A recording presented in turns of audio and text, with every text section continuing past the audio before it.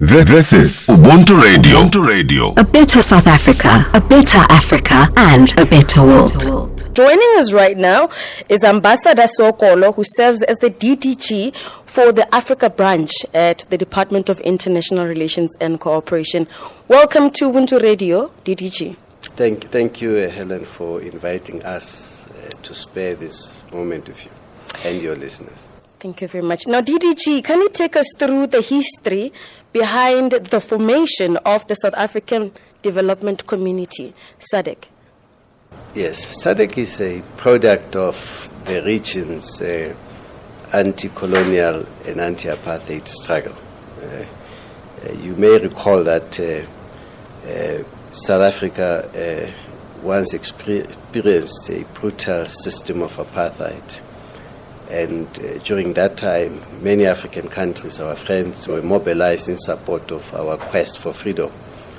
And one of the very decisive actions they took was to establish what was called the frontline states, a group of countries which shared common ideological vision and framework, were opposed to apartheid and colonialism, had been liberated and understood that they needed to redouble their efforts to support the struggling people of South Africa. So they constituted themselves into a frontline state. And of course, they paid a heavy price for standing on the right side of history. Many of them were destabilized by the apartheid, the mighty apartheid military establishment.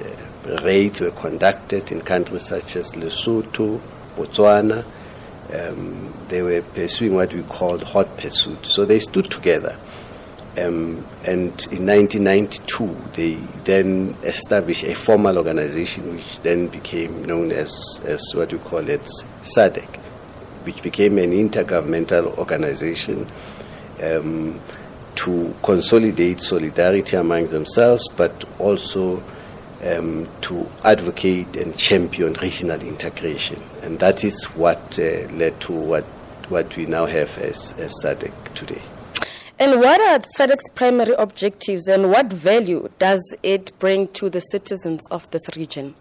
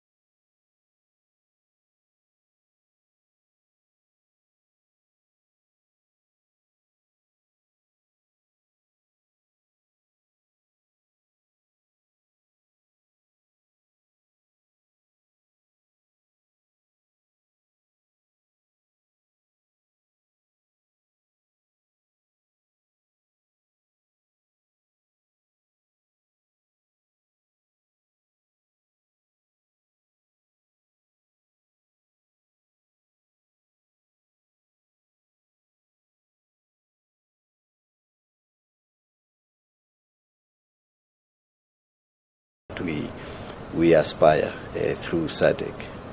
And we believe that that's a vision that we will and we should achieve in our lifetime. For example, recent events here in South Africa about tension between Africans and South Africans should be a thing of the past, because there would be no reason for people to emigrate, leave their countries, or run away from their countries in search of greener pastures. It will be a voluntary action where people go and have, firstly, it's a choice that they would make that I want to go and work as an engineer in Lesotho, where South Africans can go and work without much effort in Lesotho. South Africans can go and work in Zimbabwe or in Malawi, and Malawians can come and work here. That's the kind of region that we want. But we can only reach the building blocks of that regional integration have been laid by SADC a 10-year blueprint, which is called the Regional Indicative Strategic Development Plan 2020 and 2030. It's a 10-year plan. But we also have adopted as a vision which we call SADC Vision 2050. So the SADC 10-year plan are building blocks towards achieving that vision 2030. Now, Regional Indicative Strategic Development Plan has now passed its half-year mark. 2020, it's now 2026. It has got several pillars in it. Pillar number 1 is market integration and industrial development. We are seeking to industrialize the region, not only South Africa, because today South Africa is the only dominant, most diversified economy in the region. And it explains why everyone would want to come to this big economy, because that's where they see opportunities at different levels. So we think one of the first steps would be regional industrialization. And SADC has adopted a regional industrialization strategy, for example, where, amongst others, one, we must manufacture as well as in the region.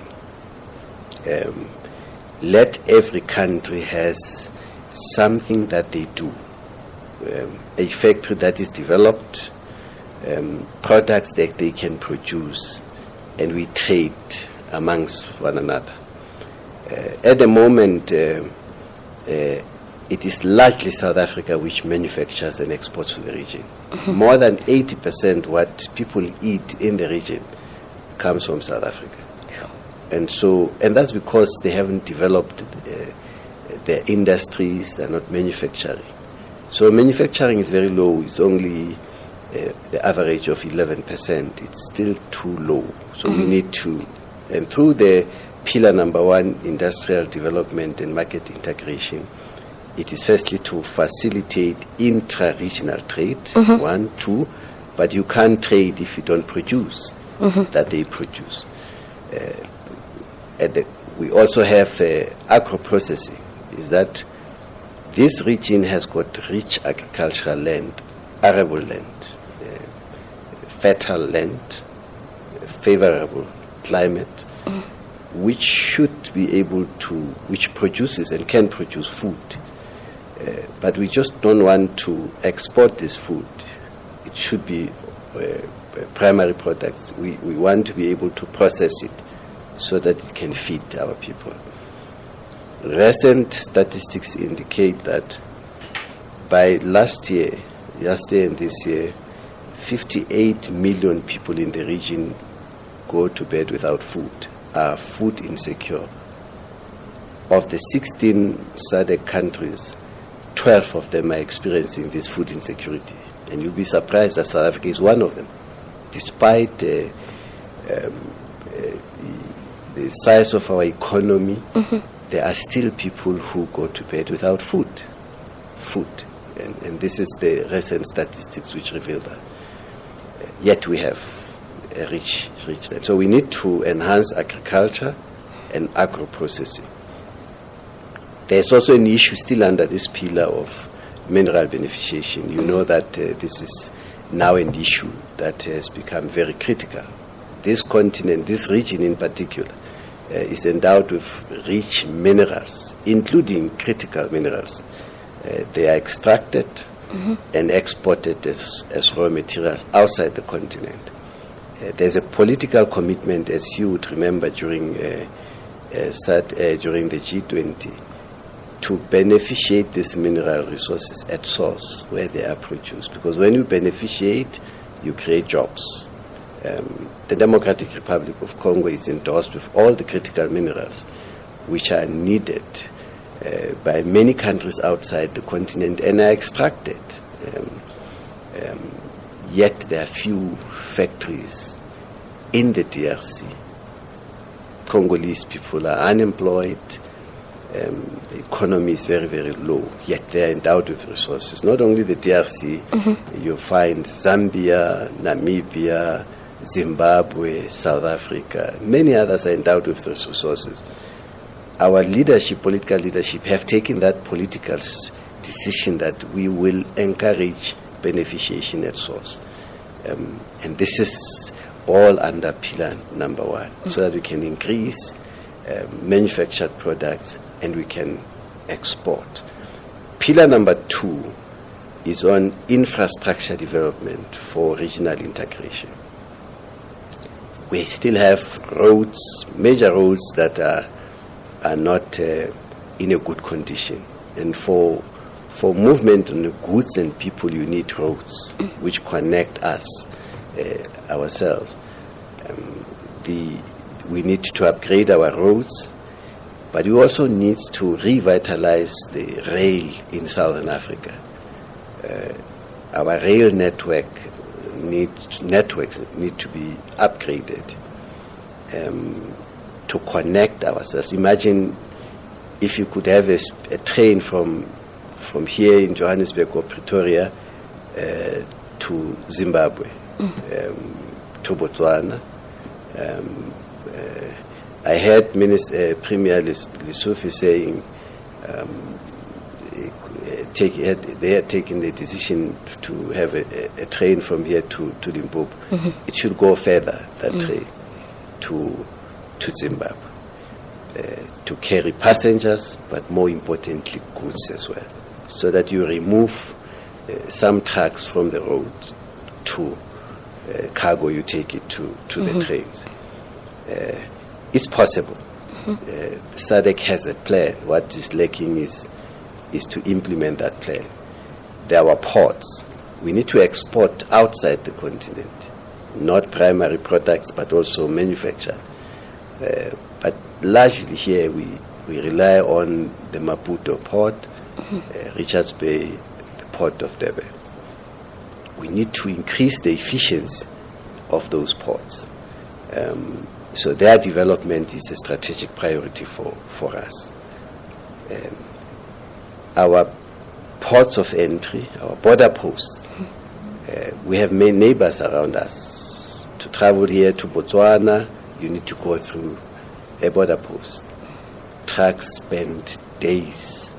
We were in Botswana for the Binational Commission, and the president of Botswana raised one point. He says, in bad times, trucks spend 40. There would be the long queues of trucks which are seeking to leave South Africa to Botswana, maybe to Namibia as well. 40-kilometer queue of trucks going through. We want to make these ports, border posts, what we call one-stop border posts, where you don't have to stop on the South African side, do paperwork, manual, and then cross over, go again to another office in Botswana, process, pay, you go. The bureaucracy of going through is too long. And so SADC has taken a decision that we need to build this one-stop border post to ensure that these trucks go out. In fact, the biggest beneficiary of regional integration will be South Africa, because these trucks which are delaying at the ports, whether in Botswana, Tlokweng, border post, or Musina, Beitbridge, or the border post between South Africa and Lesotho, between South Africa and Namibia.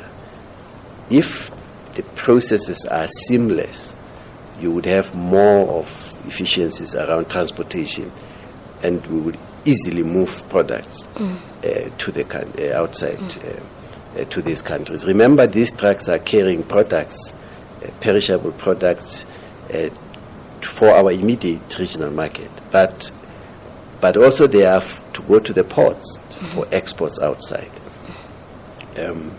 We also want to develop the corridors, economic corridors. And these are corridors which are linking countries in the region. We have one anchor corridor for us where South Africa attaches great importance. It is called North-South Corridor.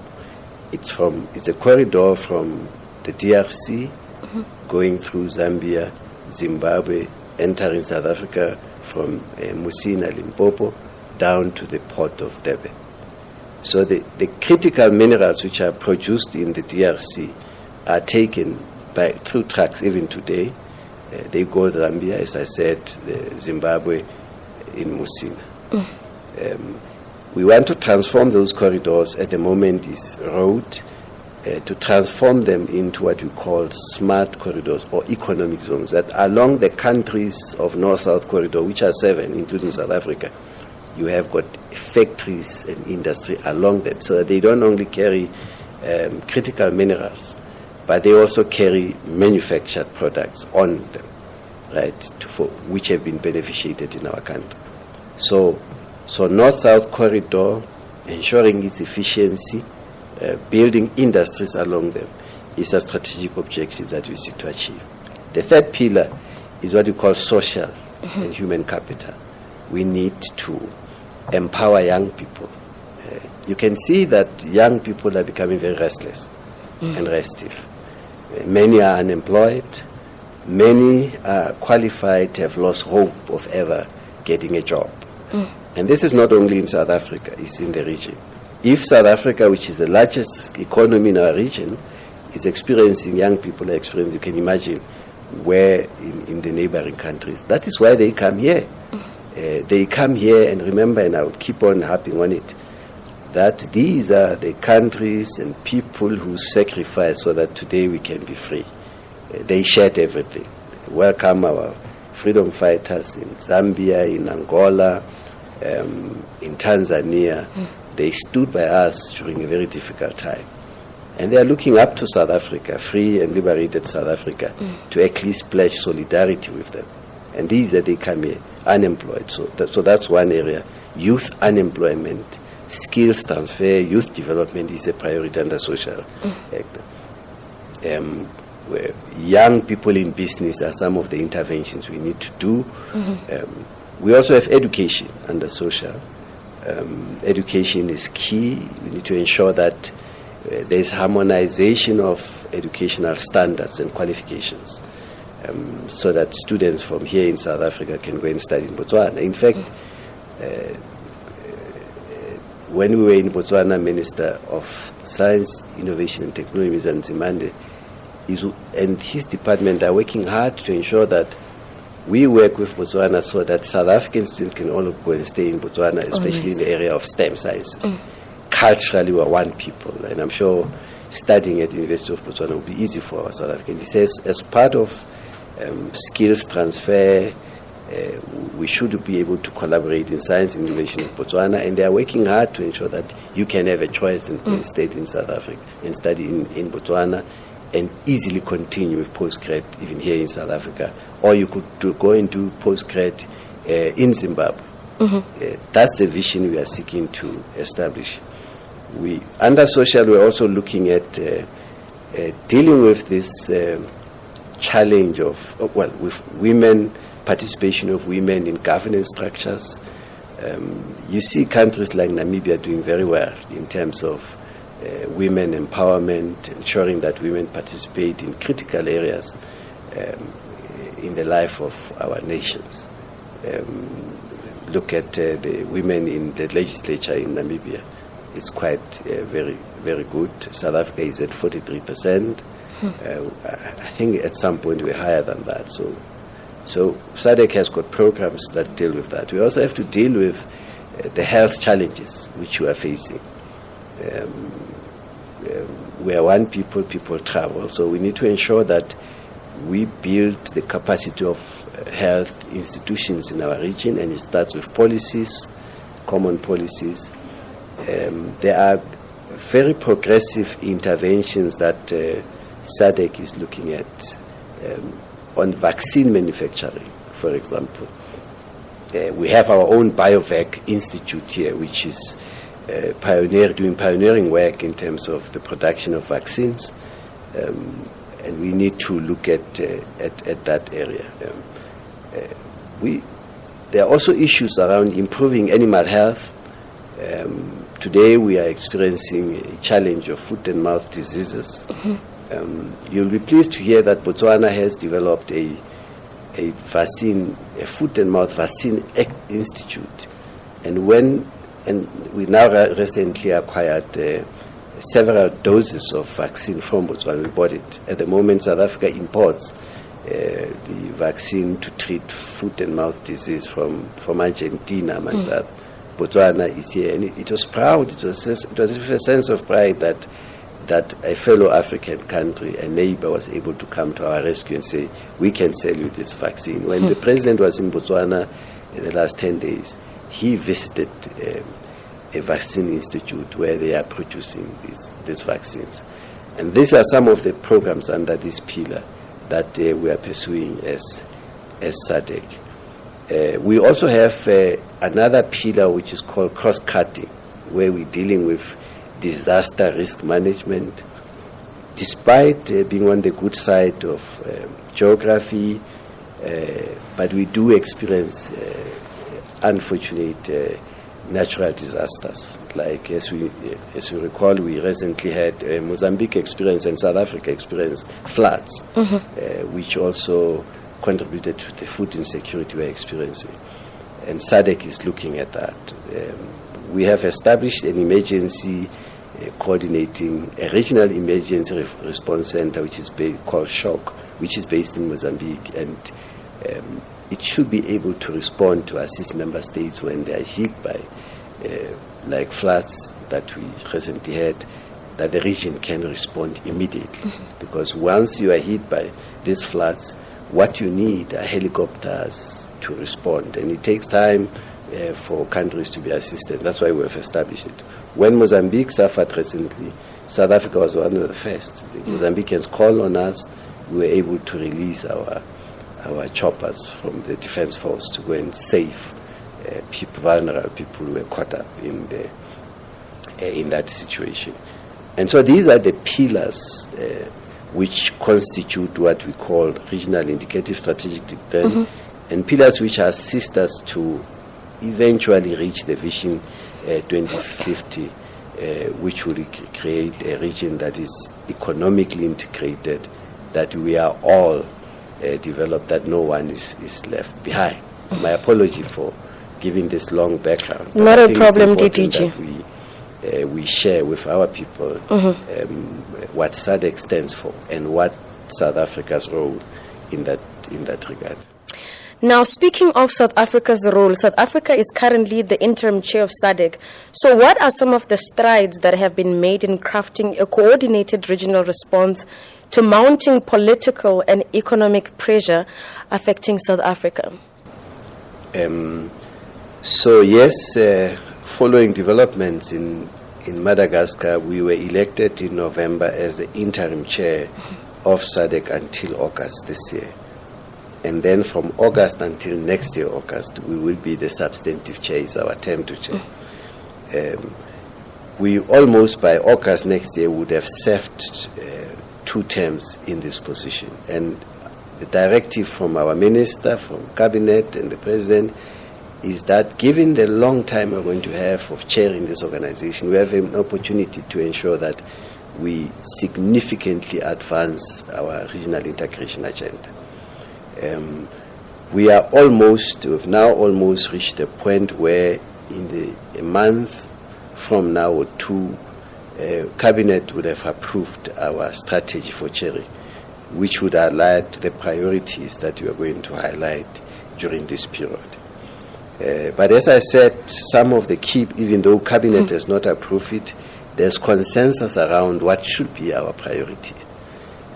Number one is what I said is North-South corridor, to champion it, to ensure that some of the milestones that are put there, because this is not our agenda, it's the SADC agenda. So we are not only working for South Africa, we're working for the region.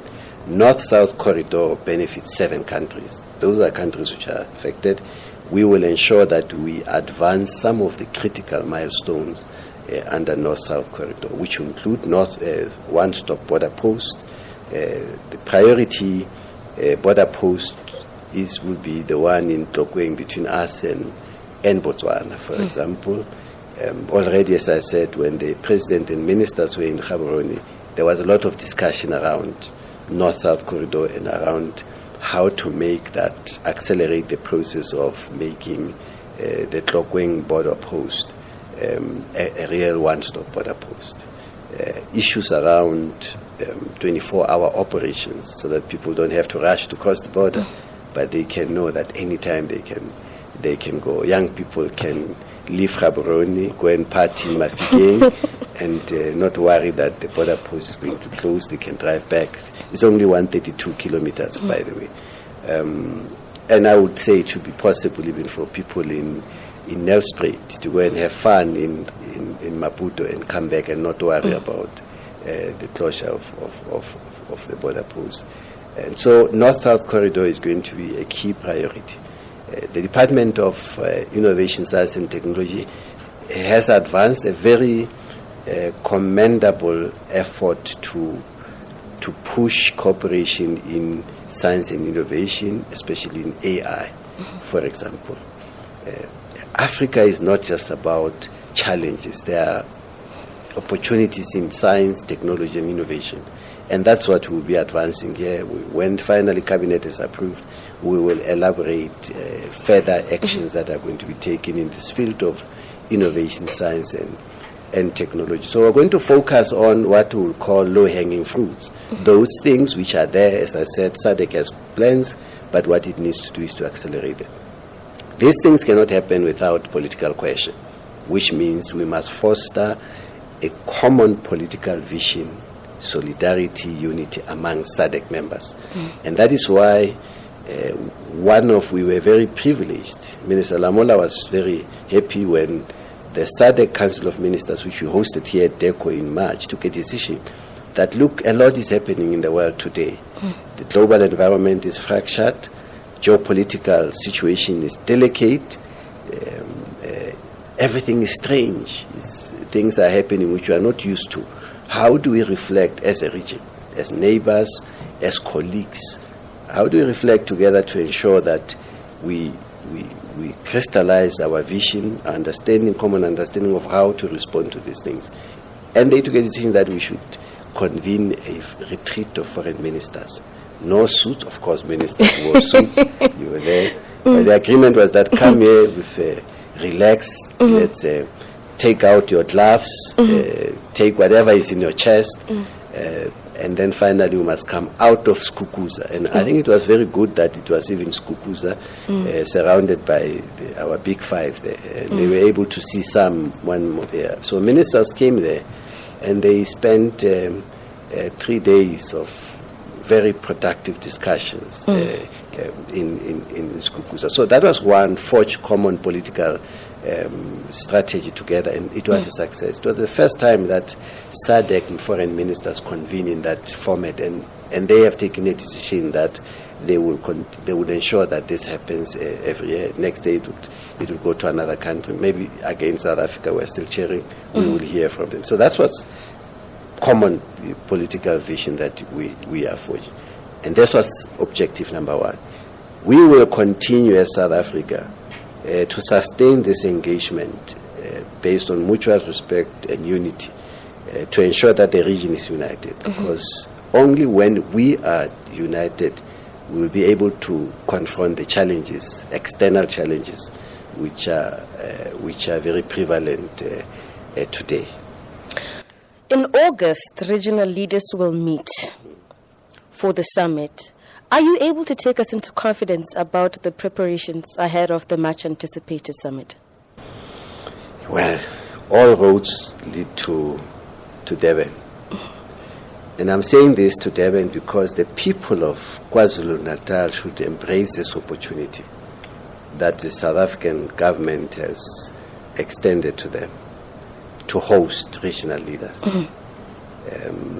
It's prestigious that one, South Africa has been given the opportunity to chair, and that the government has chosen KwaZulu-Natal as a place where the summit is going to take place. Hosting prestigious events like this has got many benefits for any country and any province or city. Firstly, it shines a spotlight on that city. Everyone in the region would now say, oh, there's Durban.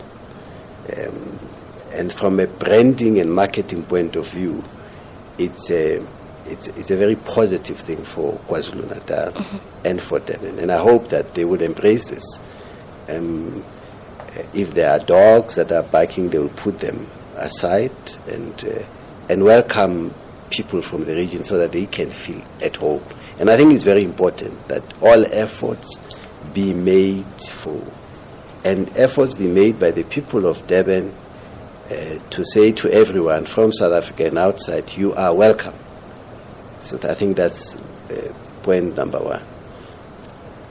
So that all the 16 leaders can come with their people and not fear anything. We have to show our Ubuntu and hospitality when we host.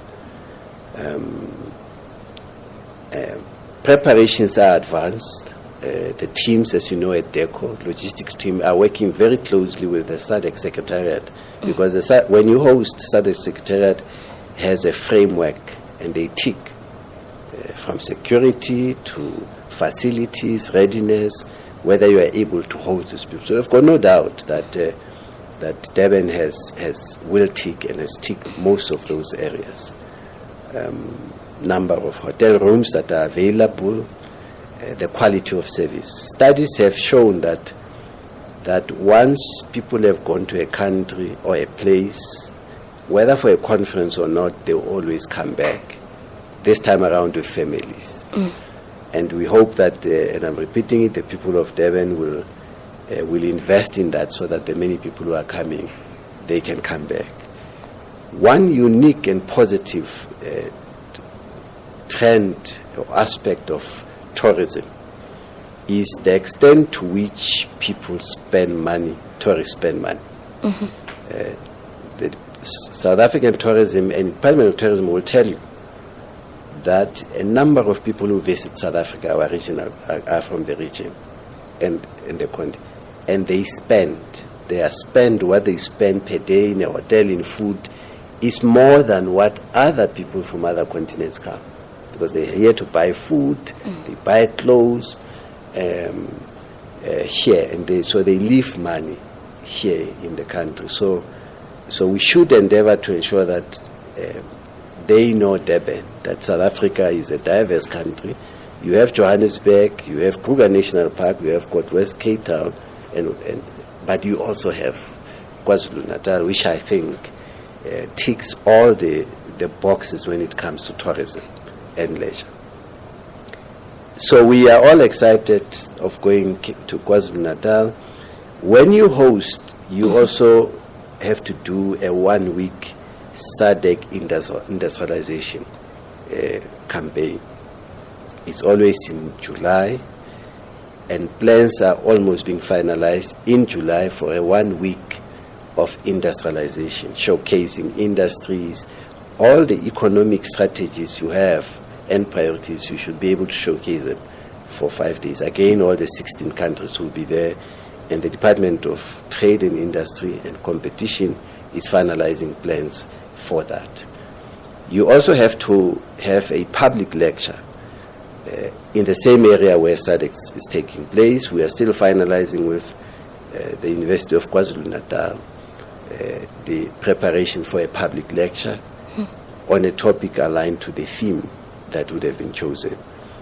So from July until August, the spotlight will be on Durban. I can tell you now that probably hotels are also already receiving inquiries from the region, from the media, from officials, from business about accommodation in Durban. And we expect that from July onwards, you are going to have a lot of people even going there as advanced team to check facilities where their leaders are going to stay. I do not know when the Durban July is taking place. I haven't been to it.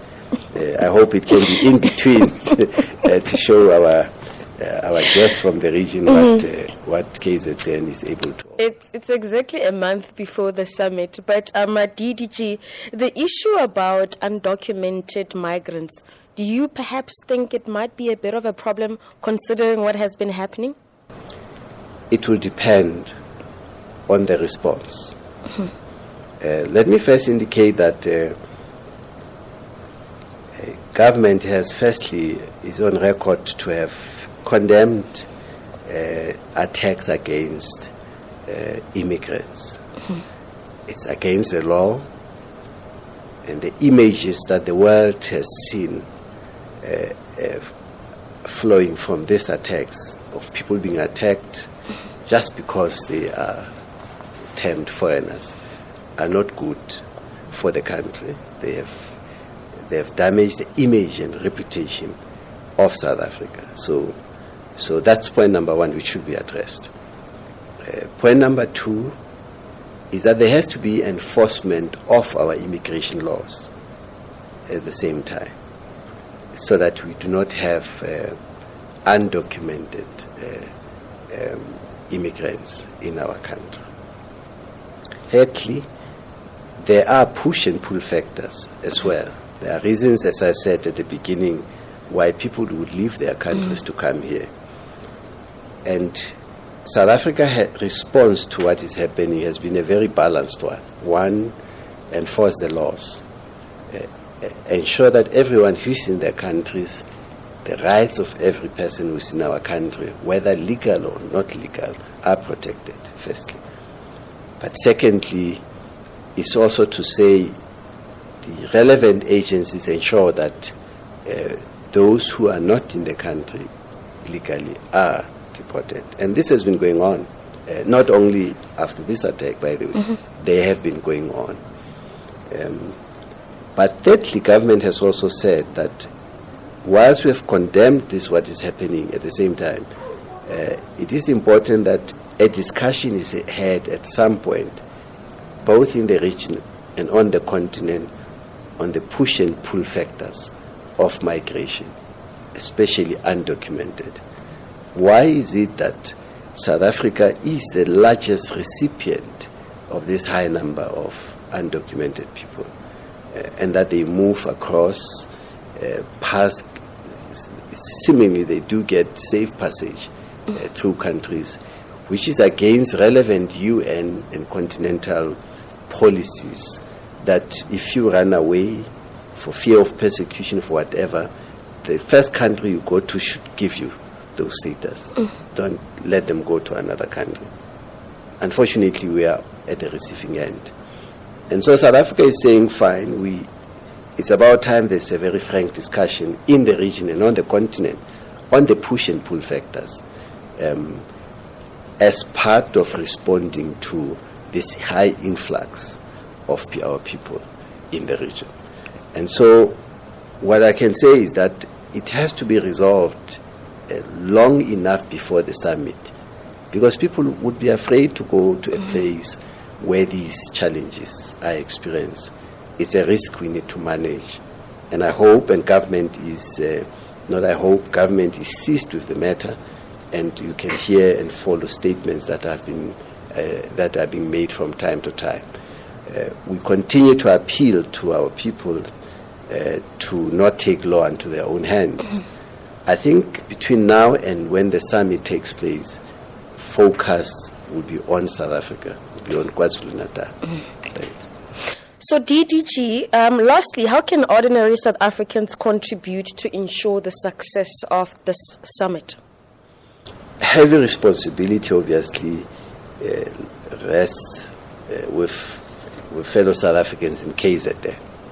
They are the ones who must open up their province and city to welcome all of us, even some of us who are coming from this part of the country. We have to be welcomed by KZN, and teams are working very closely with the provincial government of KwaZulu-Natal, firstly, to ensure that we are ready not only to receive people from other provinces, but most importantly, our guests from there. So there is progress. But secondly, that the summit is taking place in KwaZulu-Natal, in Durban, is only symbolic. It's South Africa, which means that whilst we chair before the summit and even after, every corner, village, township, street in South Africa should be able to know what SADC is. Because that's the responsibility we have when you host this. Everyone should know about what SADC stands for, not what it is only, what it stands for, what regional integration stands for. It's about that we are one people. I speak Setswana. I come from the northwest, and there are people in Botswana. Botswana predominant language is Setswana. We just went to the BNC. I could speak for 10 minutes. I felt at home. There are people in Mpumalanga too who speak the same language as people in Mozambique. There are people in Mpumalanga and Limpopo who speak exactly the same language of people spoken in Zimbabwe. We are one people. Minister Lamola in December was with the president and ministers in Mozambique. For 5 minutes he spoke a local language. We are one people. And we hope that as part of our chairship, we will have even cultural manifestations, maybe even in border communities, to show one thing, that we are one people. It's just a colonial legacy that we have inherited, which separated people between.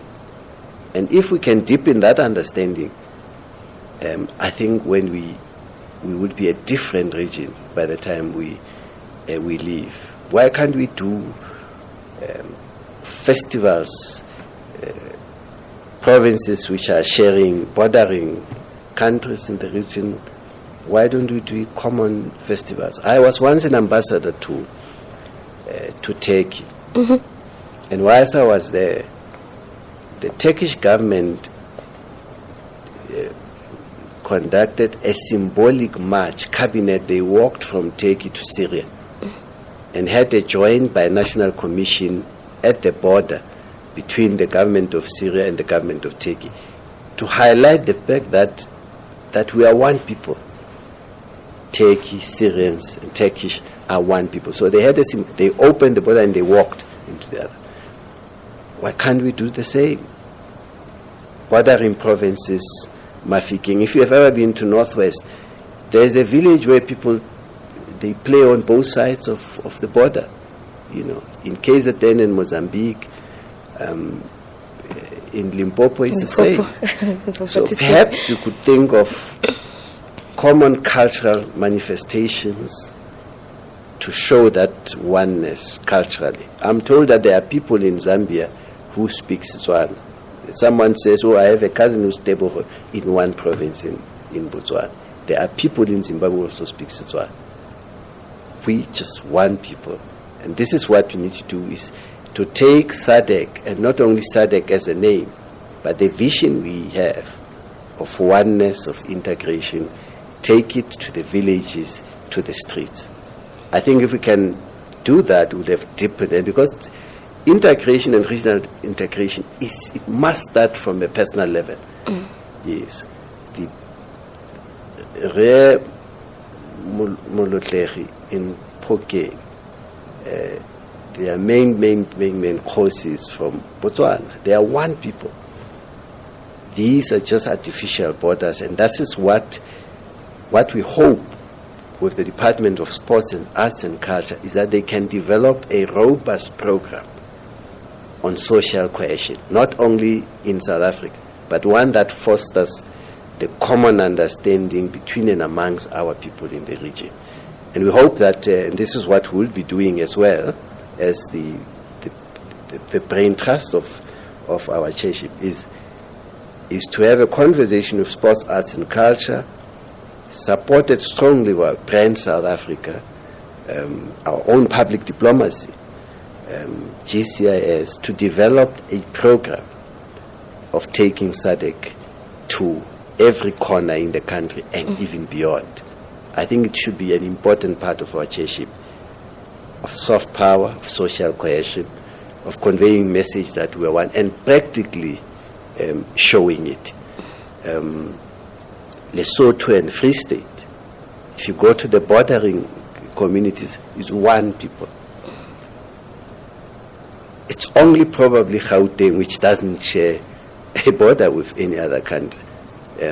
But all the other countries, Northern Cape and Namibia, Free State and Lesotho, Mpumalanga and Mozambique, Limpopo and Zimbabwe, and there's also Eswatini with KZN. One people. And we hope we can develop a very robust social cohesion program which showcases that. A challenge I've also put to our embassies in the region is to roll out that program where they are. The very same program, ensure that the Ubuntu in us as South Africans is also transmitted in our region.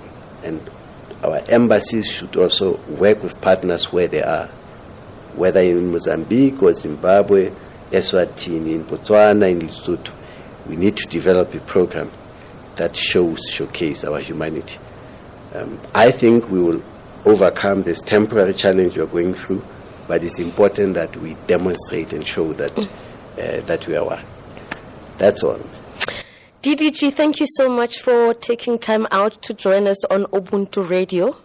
We really, really do appreciate it. Thank you so much for giving us this opportunity, and I hope that you will partner us in taking this message, in every corner of the Republic and the continent. Most certainly. Thank you, DDG. Thank you so much. This is Ubuntu Radio. Ubuntu Radio. A product of the Department of International Relations and Cooperation, South Africa.